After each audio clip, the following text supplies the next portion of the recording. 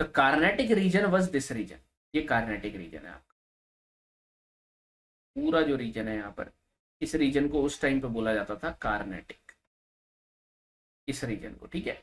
अब इस कार्नेटिक रीजन में आपको पता है यहाँ नॉर्थ में आपका मद्रास है, मद्रास में कौन बैठा है, England, East India company, England East India company, Britishers. इसको कहां पर बैठा है, फोर्ट सेंट जॉर्ज में। स्टेब्लिश कब करी थी, अभी अभी हमने देखा कब करी थी गई, 1639 के अराउंड में। और यहीं नीचे अगर आप देखोगे तो यहीं नीचे कुछ दूर जाके पौंडीचेरी आपको मिलेगा, और पौंडीचेरी किसका नर्व सेंटर है, फ्रेंच ईस्ट इंडिया कंपनी का। बनाया कब था, 1673 में।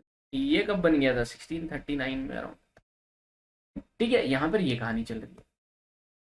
अब ये तो है इनकी छोटी छोटी फैक्ट्रीज, फ्रेंच का इन्फ्लुएंस, मद्रास का इन्फ्लुएंस, ठीक है। लेकिन ओवरऑल इस कार्नाटिक रीजन में कौन रूल कर रहा होगा, यहां पर रूल कर रहे थे हमारे नवाब ऑफ कर्नाटक, इन्हें बोला जाता है नवाब ऑफ कर्नाटक, ठीक है। Nawab is the designation given to the nawab of Karnataka. अब यहां पर एक और रीजन पिक्चर में आएगा, और वो ये रीजन है ये वाला।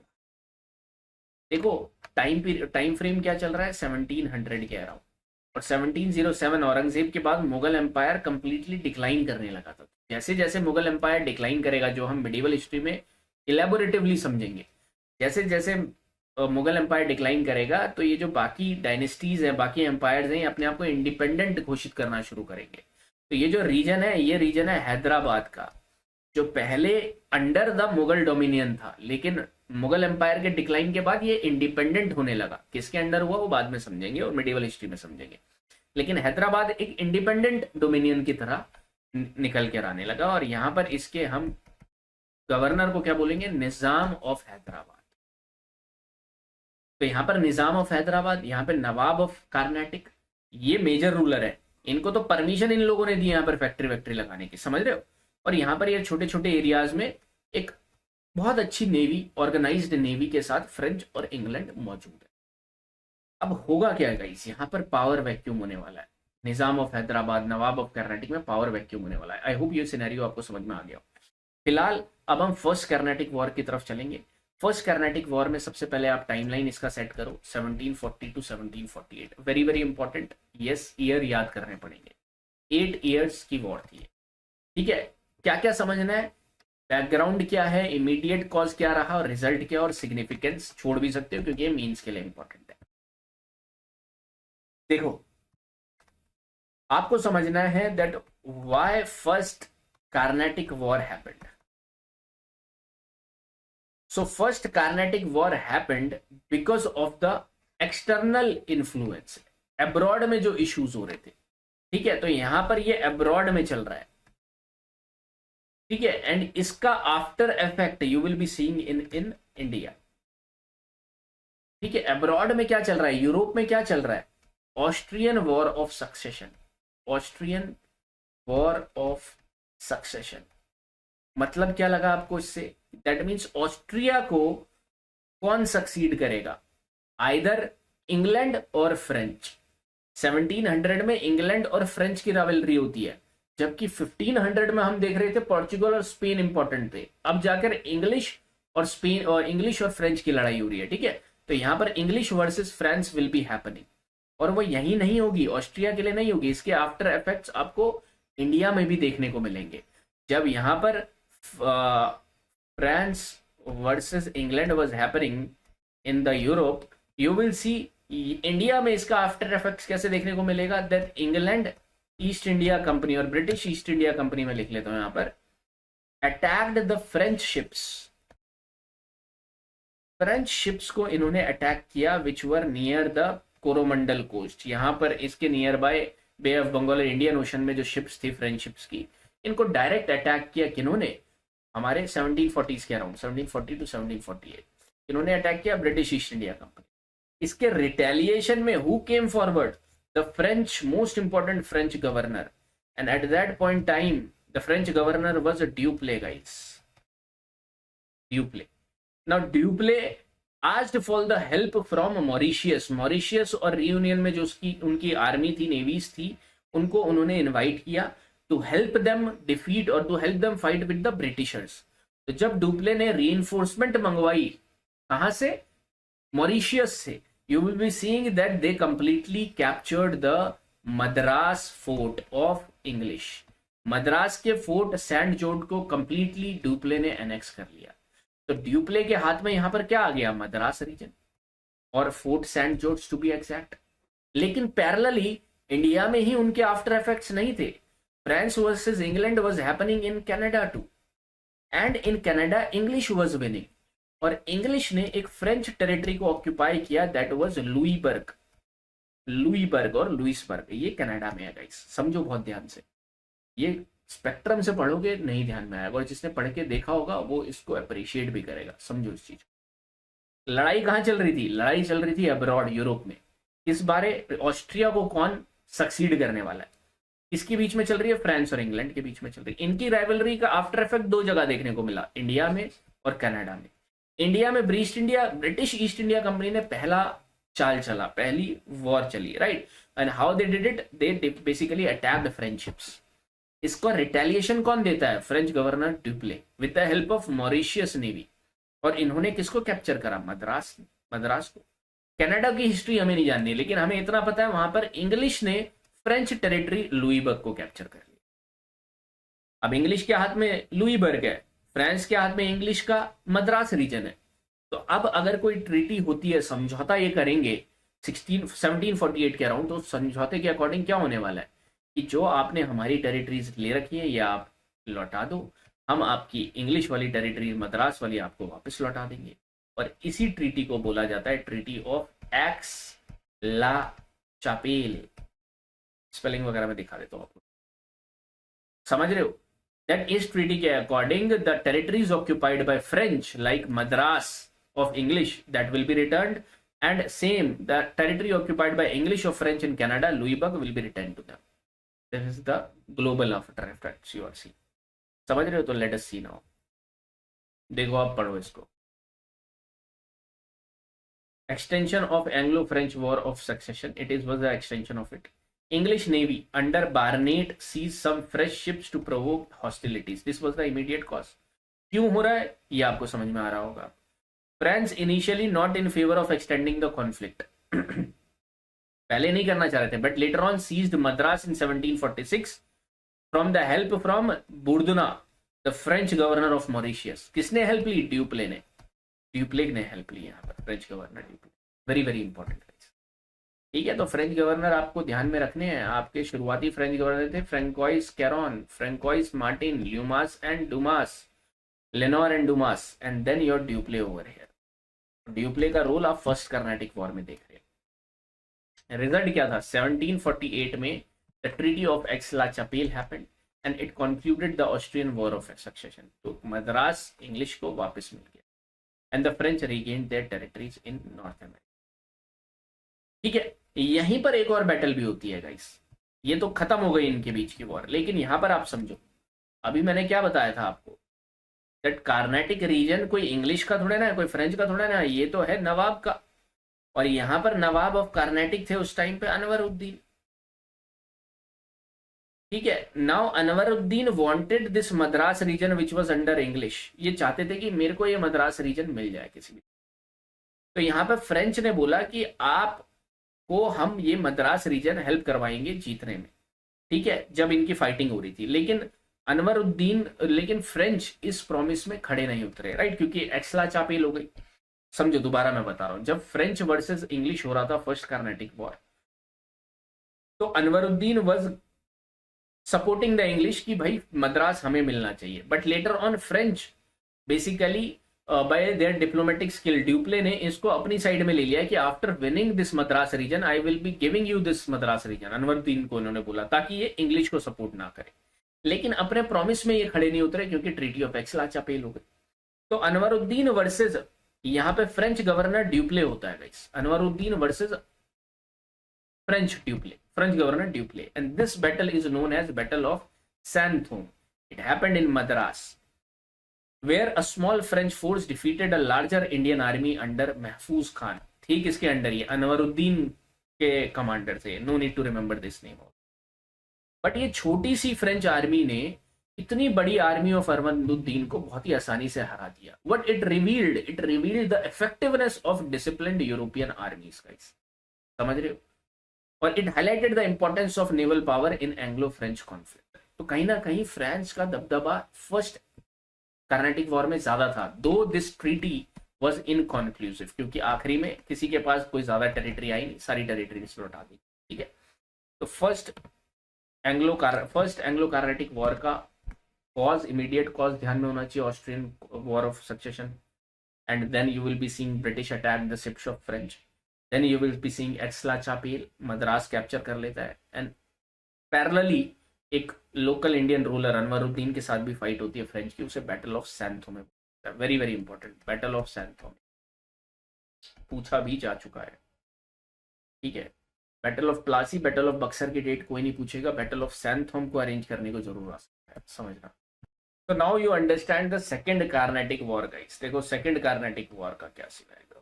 सेकंड कार्नेटिक वॉर समझने के लिए आपको इंटरनल पॉलिटिक्स में थोड़ा और इन डेप्थ जाना पड़ेगा, जो कि स्पेक्ट्रम में बहुत ही केओटिक वे में दे रखी है. ठीक है, सेकंड कार्नेटिक वॉर 1748 टू 1753. इस दौरान क्या चल रहा था, यू ट्राई टू अंडरस्टैंड. देखो यहां पर मैंने दो डोमिनियन बताए आपको. I told you about over here Hyderabad and Carnatic. यहां पर पावर वैक्यूम होता है, fight for the power, because यहां पर major leader will be getting died. तो अब कौन नवाब बनेगा, कौन निजाम बनेगा, इसके लिए फाइट होगी, है ना. तो हैदराबाद के दो रीजन देखे जाए. देखो सेकंड कार्नेटिक वॉर का immediate region was that these French and English interfered in the local politics. ठीक है, हैदराबाद एंड कार्नेटिक. हैदराबाद में आपके निजाम है, जो इनका टाइटल है, basically these are governor only, और यहाँ पर आपके नवाब है. ठीक है, अब उस टाइम पीरियड पे आपके जो हैदराबाद के निजाम थे वो थे असफ जाह. असफ जाह फर्स्ट सेकंड इतना ज्यादा आपको देखने की जरूरत नहीं है. Asaf Jah was the Hyderabad Nizam at that point of time. और कर्नाटक में उस वक्त जो निजाम थे और नवाब थे वो थे दोस्त अली. नाम याद रखना है, थोड़ा बहुत आप इसके आइडेंटिफिकेशन रख सकते हो यार. ठीक है, इसके बाद क्या हुआ, असफ जाह के एक बेटे थे सन, उनका नाम था हमारा क्या, नासिर जंग. एंड असफ जाह के एक ग्रैंड सन भी थे जो उनकी बेटी के बेटा होगा, एंड दैट इज मुजफ्फर जंग. मुजफ्फर जंग, तो ये इनके क्या है, ग्रैंड सन. रिश्ते देखने की जरूरत नहीं है, कोई नहीं पूछेगा आपसे एग्जाम. लेकिन पॉलिटिक्स है, ये तो समझना पड़ेगा, तभी आपको समझ में आएगा कि क्यों इंटरफेरेंस हो रही है फ्रेंच की. तो फ्रेंच क्यों पिक्चर में आ गया अचानक लोकल पॉलिटिक्स के, ये समझना तो पड़ेगा ही. ठीक है, इस साइड आपको दोस्त अली के भाई मिलेंगे, तो पेन चेंज कर लेते हैं. दोस्त अली के यहां पर भाई मिलते हैं आपको चंदा साहिब, एंड यहां पर आपको मिलेंगे अनवर उद्दीन. ठीक है, ट्राई टू अंडरस्टैंड नाउ. अब हैदराबाद और कर्नाटक ये नेबरिंग स्टेट है, तो ये एक दूसरे की पॉलिटिक्स में इंटरफेयर करेंगे कि कौन कहाँ का नवाब बने. जो आज की डेट में भी आप देखते हो, अगर कहीं पॉलिटिकली इंटरफेयर कर रहे हैं हम इलेक्शंस में, कि किसी कंट्री के इलेक्शंस में अगर हमारा हाथ है, तो हम चाहते हैं हमारे फेवर का प्रेसिडेंट वहां पर रहे, ताकि हमारी ट्रीटी, हमारी नेगोशिएशन हमारे इंटरेस्ट बेस्ड हो. राइट, तो ये पहले के टाइम में भी है, ये आगे भी रहेगा. This is interest based negotiation. तो यहां पर आप क्या देखोगे, suddenly Asaf Jah will be getting died. यहां पर ये असफ जाह विल बी गेटिंग डाइड, तो ये पावर वैक्यूम आ गया. अब बनना किसे चाहिए यहां पर निजाम, नासिर जंग को, क्योंकि उनके बेटे हैं. लेकिन असफ जाह सपोर्टेड मुजफ्फर जंग एज द नेक्स्ट निजाम. तो यहां पर मुजफ्फर जंग के चांसेस थे कि ये नेक्स्ट निजाम बनेंगे. लेकिन इसको अपोज कौन करेगा, नासिर जंग. ऑटोमेटिकली नासिर जंग विल बी अपोजिंग दिस. तो नासिर जंग वर्सेस मुजफ्फर जंग यहां पर शुरू हो जाएगा. और कर्नाटक में भी दोस्त अली के जाने के बाद आप देखोगे अनवर उद्दीन को नवाब बना दिया गया. यहां पर अनवर उद्दीन को नवाब बना दिया गया, और चंदा साहिब को कुछ टाइम के लिए अरेस्ट कर लिया गया था बाय द मराठास. मराठास यहाँ पर क्या कर रहे हैं साउथ में, तो कुछ रीजन में मराठास यहाँ पर पहुंच चुके थे गाइस, ठीक है। तो मराठास ने कैप्चर किया चंदा साहिब को, और इस पावर वैक्यूम में Anwaruddin became the nawab of Carnatic region. तो ये देख के जब चंदा साहिब रिलीज हुआ जेल से आफ्टर द कैद ऑफ दिस मराठास से, जब वो रिलीज हुए, तब चंदा साहिब ने देखा this should not happen, I am the right heir to be the next nawab. तो यहां पर आप क्या देखोगे, चंदा साहिब वर्सेस अनवरुद्दीन। अब यहां बैकग्राउंड में आप समझो, first Carnatic war has already happened, और अनवरुद्दीन की बैटल किससे हुई थी, versus duplex, French East India company. और इस बैटल को क्या बोला था, सैंड थोम, और इसी को हिंदी में अडियार नदी के किनारे हुआ था, तो बैटल ऑफ अडियार भी बोला जाता, तो ये भी आप मार्क कर लो। तो Anwaruddin versus French East India company हुई थी, जिसमें अनवरुद्दीन गॉट डिफीटेड। तो इस चीज से हुआ क्या, सबको ये पता चल गया that these Europeans are having advanced military support, अगर हमें इनका सपोर्ट मिल गया तो हम कोई भी वॉर जीत सकते हैं। तो इस पर्टिकुलर बैटल ऑफ सैंड थोम की वजह से चंदा साहिब ने किसे अप्रोच किया होगा, दुश्मन का दुश्मन दोस्त। तो ओवर हेयर चंदा Sahib approach French East India company. कोई पूछेगा आपसे पॉलिटिक्स, कोई नहीं पूछने वाला गाइस, लेकिन ये समझ में आना बहुत इंपॉर्टेंट है, तभी जाके आप क्रक्स समझ पाओगे, अगर एक स्टेटमेंट में यूपीएससी में मेंशन है वो चीज। तो चंदा साहिब गए फ्रेंच ईस्ट इंडिया कंपनी के पास। तो चंदा Sahib plus French East India company एक कैंप देख रहे हो, और चंदा साहिब ने सपोर्ट किया यहां पर मुजफ्फर जंग को फॉर द निजामशिप। तो यहां पर 3 बंदों का एक आप कैंप देख रहे होगे। अब मैं यहां पर थोड़ा कैंप यहां पर बना देता हूं। द कैंप इज ऑफ चंदा साहिब, ठीक है। यहां पर सॉरी, यहां पर हैदराबाद लिख लेते हैं हम, यहां पर आप लिख लो कर्नाटिक, एंड यहां पर लिख लो आप जो भी यूरोपियन पावर है फ्रेंच। तो हैदराबाद से यहाँ पर इन्होंने सपोर्ट किया मुजफ्फर जंग, यहाँ पर सपोर्ट मिल रहा है चंदा साहिब को। नाम देखो कंफ्यूजिंग हो सकते हैं, लेकिन अब नहीं होने चाहिए, मैंने आपको क्लियरली बताया है। और इन्होंने सपोर्ट लिया फ्रेंच ईस्ट इंडिया कंपनी का। ऑटोमेटिकली यहाँ पर अगर ये है तो ये दूसरा कैंप जो बन रहा है, नासिर जंग, अनवरुद्दीन, ये किन की हेल्प लेंगे, अनवरुद्दीन नासिर जंग will be taking the help of British East India company, क्योंकि फ्रेंच को अगर वो करना है तो टारगेट करना है तो लेनी पड़ेगी कर्नाटक, और ये हैदराबाद के लिए अपनी। तो ये लोकल पॉलिटिक्स अब ऐसे डेवलप हो, ठीक है। अब इनके बीच में होने वाली है वॉर। इमीडिएट कॉज क्या रहेगा सेकेंड एंग्लो कार्नेटिक वॉर का, immediate cause will be that this particular alliance of Muzaffar Jung, Chanda Sahib, French East India Company under Dupleix will be attacking this alliance over here। और attack ये कैसे शुरू करेंगे ये समझने की कोशिश। थोड़ा सा अगर मैं यहाँ ब्रॉड जाऊँ, मैं आपको सदर्न इंडिया में ही शो कर रहा हूँ, ठीक है। ब्रॉडली मैं शो कर रहा हूँ क्या चल रहा है यहाँ पर। देखो यहाँ पर एक जगह है आरकॉट, ये आरकॉट कार्नेटिक की कैपिटल होगी, ये आरकॉट है, ये मद्रास है, यहाँ पर आपका पौंडीचेरी है। अब ये जो East India company, French East India company का जो ग्रुप है, they went ahead to fight with Anwaruddin now, लेकिन अनवरुद्दीन ने इनको एक जगह पे पहले ही रोक लिया आके, और इस जगह का नाम था आम्बुर। और ये आम्बुर में 1748 में ये आपस में इन्होंने लड़ाई करी, और इनको रिस्ट्रेंथन करने के लिए ये group versus French East India का ग्रुप। कौन जीता 1748 में? French East India Company easily defeated this Anwaruddin group over here and killed Anwaruddin over. तो बैटल ऑफ आम्बुर इसको बोला जाता है, battle of Ambur. This battle of Ambur happened in 1748 under second Carnatic war. बहुत इंपॉर्टेंट है गाइस, पूछा जा चुका है यूपीएससी में, वो भी बहुत साल पहले। बैटल ऑफ आम्बुर अभी आपको दिखाऊंगा अभी। तो यहाँ पर इन्होंने एलिमिनेट कर दिया अनवरुद्दीन को। Anwaruddin will not be the Nawab now. और कार्नेटिक की कैपिटल आरकॉट में, एक बताया ना मैंने आपको आरकॉट कहां पर है, यहीं पर टॉप में आप देखोगे आरकॉट। इस आरकॉट को कैप्चर कर लिया गया और कार्नेटिक का नवाब किसे बना दिया गया? चंदा साहिब को। अब जब चंदा साहिब यहां पर नवाब बन गए, फ्रेंच को क्या फायदा इनको सपोर्ट करने का? फायदा यहां दिखेगा आपको। चंदा साहिब ने आसपास के गांव फ्रेंच को दे दिए कि आप यहां पर अपनी फैक्ट्रीज लगाओ, ट्रेड प्रिविलेजेस दे दिए। तो अल्टीमेटली प्रॉफिट किसको हुआ? फ्रेंच ईस्ट इंडिया को। बहुत बढ़िया, राइट। अब यहीं से they started one more fight. अब ये जो कैंप ए है इसको मैं ए नाम दे देता हूँ, बार बार क्या बोलूंगा, ए और बी कैंप। इन्होंने पहले तो आर्कॉट कैप्चर कर लिया, नाउ आर्कॉट से ये नीचे आएंगे and then they will be fighting in the Trichinopoly. Trichinopoly में they will be capturing the fort of Trichinopoly now guys. Trichinopoly is also the fort of Britishers over here. और त्रिचुनापल्ली से पहले देखो, त्रिचुनापल्ली से पहले एक और जगह आएगी यहाँ पर दो चार एरियाज हैं, आप थोड़ा सा ध्यान में रखना, इंपॉर्टेंट रहेंगे।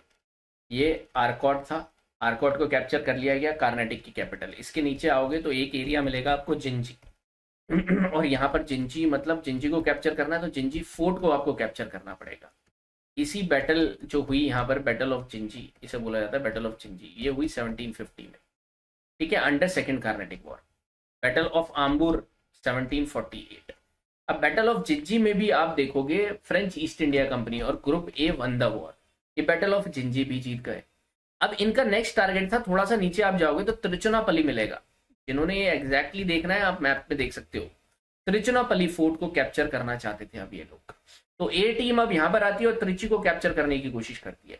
लेकिन यहीं पर राइज होता है एक नॉर्मल ऑफिसर का, जो इस टाइम पे एक नॉर्मल पर्सन रहता है, लेकिन seeing his efforts in this particular war उसकी पूरी कहानी चेंज हो गई। And he was Robert Clive.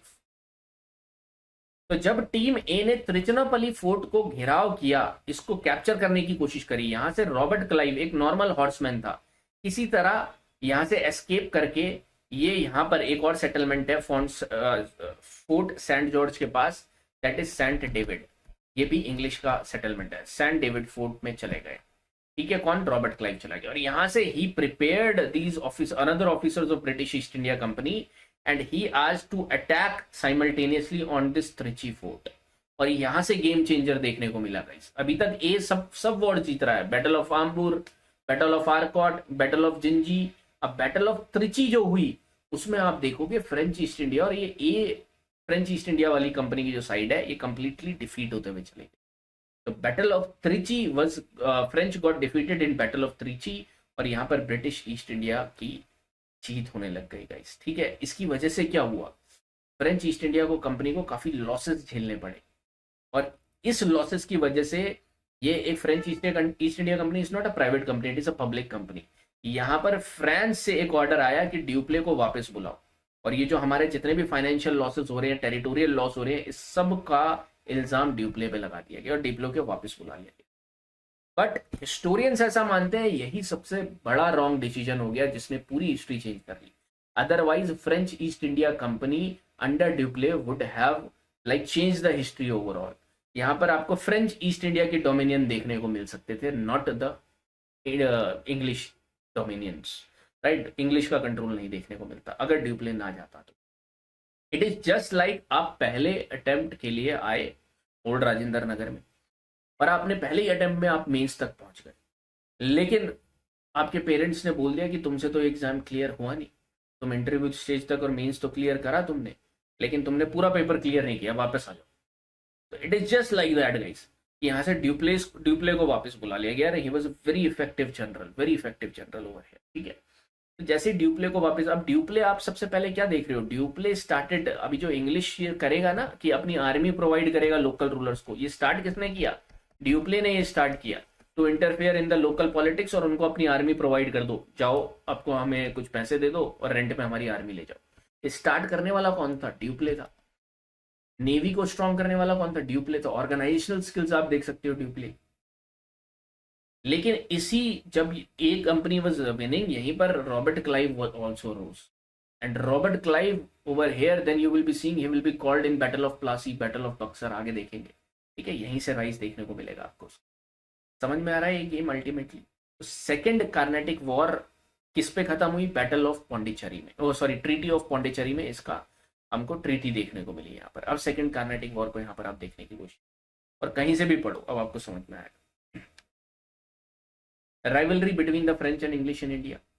Duplex over here French political influence को बढ़ाना चाहता था। इमीडिएट कॉज क्या था? निजाम उल मुल्क, इसको असफ जहाँ भी बोलते हैं। इनकी डेथ के बाद आप देखोगे political instability in Hyderabad and Karnataka. यहाँ पे दो स्थली है, वहां पर असफ जहाँ की डेथ हो गई। मुजफ्फर जंग, चंदा साहिब, आप समझ रहे हो, ये एक कैंप पे आएंगे। मुजफ्फर, चंदा Sahib, French East India company, एक कैंप पे आएंगे और ये बैटल ऑफ आम्बुर में, और आम्बुर में किसको किल करेंगे? अनवरुद्दीन को। किसने किसको मारा नॉट इंपॉर्टेंट, बैटल इंपॉर्टेंट है। बैटल ऑफ आम्बुर कौन जीता? French East India company. Battle of Gingee कौन जीतेगा? French East India company. Battle of Trichy कौन जीतेगा? Robert Clive, British East India company. समझो इस चीज को, ठीक है। तो यहाँ पर आप ये देखोगे, Dupleix was called in 1754 due to heavy financial losses and next governor was sent as Godeheu, not important, ठीक है। But Godeheu adopted a policy of negotiation, उनको खास निर्देश थे कि you don't have to fight over there, just conclude a treaty, and then treaty of Pondicherry was signed between them. So the result of second Carnatic War was treaty of Pondicherry, and both parties agreed not to intervene in native princely quarrels and retain territories occupied at the time of treaty. ठीक है, वापस अपनी territories इन्होंने ले ली। ठीक है guys, तो implication क्या था? It is clear that European success no longer relied on Indian authority now. Rather, Indian rulers became dependent on European support. ठीक है, और कर्नाटिक और हैदराबाद में आप देखोगे यहाँ पर दे बिकेम, ये रूलर्स को छोड़ दो आप, इनके नाम ध्यान रखने की जरूरत नहीं है, but they became one of the puppets और client of European powers rather than patrons. समझ रहे हो हाउ सिचुएशन इज चेंजिंग? ये तो छोटे स्केल पे अभी चेंज हो रही है, अभी पूरा पूरा तख्ता पलट होगा इन बंगाल, मैसूर, मराठा पे, ठीक है, धीरे धीरे देखेंगे। This was your second Carnatic war guys. First Carnatic war हुआ, अब मुझे बताओ अब्रॉड में क्या चल रहा था? ये ऑस्ट्रेलियन वॉर ऑफ सक्सेस, इसका इमीडिएट रीजन यहाँ पर क्या देखने को मिला? फ्रेंच शिप्स पे अटैक।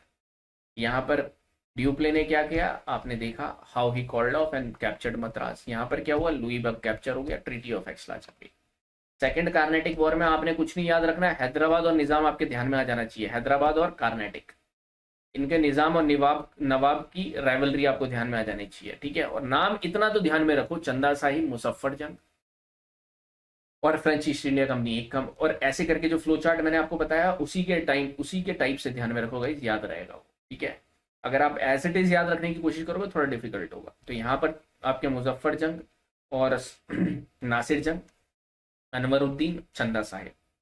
क्यों, कौन किसके कैंप में आता है वो मैंने आपको बना दिया। जहां अनवरुद्दीन दिख रहा है उसके अपोजिट कैंप में कौन रहेगा? French East India company. क्यों? क्योंकि बैटल ऑफ आम्बूर 1748 में ऑलरेडी हो चुकी, समझ रहे हो। अब आओ third Carnatic war, this is 1758 to 1763 as it is, ध्यान में रखना ये कोई इतनी सिग्निफिकेंस नहीं है। थर्ड कार्नेटिक वॉर में आप देखोगे कि कंप्लीटली फ्रेंच को भगा दिया गया और English ultimately got success on India, और फिर इंग्लिश अपना एक्सपेंशन शुरू करेगा आराम से लोकल इंडियन रूलर्स के साथ, ठीक है।